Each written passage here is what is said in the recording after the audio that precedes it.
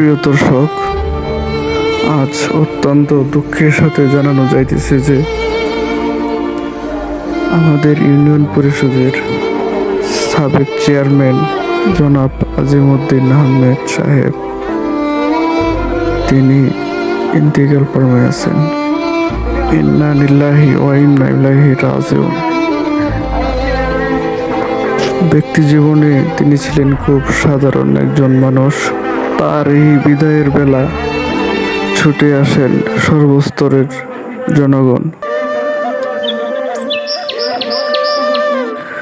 ব্যক্তিগত জীবনে তিনি ছিলেন খুব সাদাসিধা একজন মানুষ। সবসময় বড় লোকদের এড়িয়ে গরিবদের সাথে চলাফেরা করতেন সবসময়।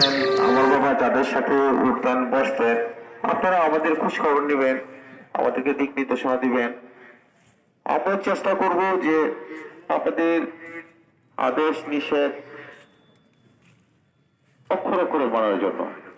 আমার পিতার সময় এভাবেই সবাইকে কাঁদিয়ে চলে গেলেন না ফেরার দেশে।